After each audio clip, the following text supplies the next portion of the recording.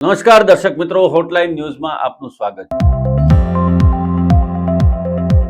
આંગણાના પક્ષીઓ આપણે નાનપણમાં ભણ્યા, પરંતુ એ આંગણાના પક્ષીઓ હવે લુપ્ત થતા જાય છે।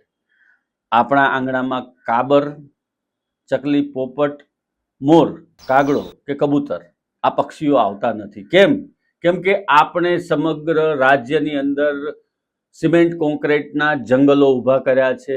પક્ષીઓને અનુકૂળ એવું વાતાવરણ રહેવા નથી દીધું।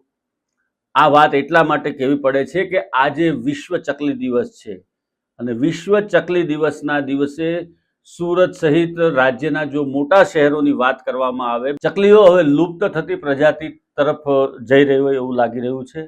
અને એનું કારણ એ છે કે ચકલીઓની ઉપર સૌથી વધારે જે અસર થાય છે એ મોબાઈલ ટાવરનું જે રેડિયેશન છે એ સૌથી પહેલી અસર એ થાય છે। બીજું, આપણા મકાનોની અંદર ચકલીઓને માળો કરવા માટેની વ્યવસ્થા કોઈ પણ જગ્યાએ રહેવા નથી દીધી। ચકલી કે કબૂતર કોઈ આપણા ઘરની અંદર ન પ્રવેશે એને માટેની આપણે નેટ લગાવી દીધી છે, ઝીણી જાળીઓ લગાવી છે, મોટી જાળીઓ લગાવી છે, એટલે પણ પક્ષીઓ તમારા આંગણામાં કે ઘરમાં આવતા નથી।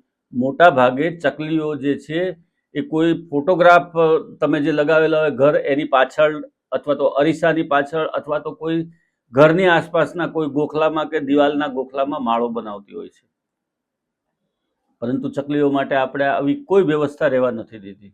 હા, કેટલાક પક્ષી પ્રેમીઓ એના માટે સ્પેશિયલ માળા બાંધે છે અને એ માળા જેવા કુંડાઓ લટકાવી અને ત્યાં ચકલીઓ ઈંડા મૂકે એવી વ્યવસ્થા કરે છે। એ બહુ જૂજ લોકો હોય છે, પરંતુ આ કાર્ય થઈ રહ્યું છે એને આપણે નોંધ લેવી જોઈએ। ચકલીઓ લુપ્ત થવાનું બીજું એક સૌથી મોટું કારણ છે કે પેસ્ટિસાઇડ જે છાંટવામાં આવે છે અનાજમાં, અને એ અનાજ ઈયળ સહિતની જે જીવજંતુઓ હોય છે એને ખાધેલા હોય છે, અથવા તો એ અનાજ જ્યારે નાખવામાં આવે છે એમને ચણવા માટે ત્યારે એ તમામ વસ્તુઓ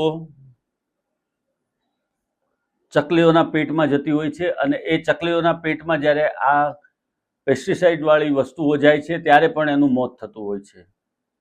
ચકલીઓ ઓછી થવાના અનેક કારણો છે, પરંતુ કદાચ હવે આવનારા દિવસોની અંદર એવું પણ થશે કે આ વિશ્વ ચકલી દિવસના દિવસે જ આપણે એની નોંધ લઈએ કે નાના બાળકોને આપણે જે ચકો અને ચકીની વાર્તા કહેતા હતા એ ચિત્રમાં બતાવી અને કહેવી પડશે કે ચકો આવો હોય અને ચકી આવી હોય, કે ચકલીની લુપ્ત થતી આ પ્રજાતિને આપણે બચાવીશું, એને માટે પ્રયત્ન કરીશું અને એના માટે એક યોગ્ય વાતાવરણ બનાવીશું।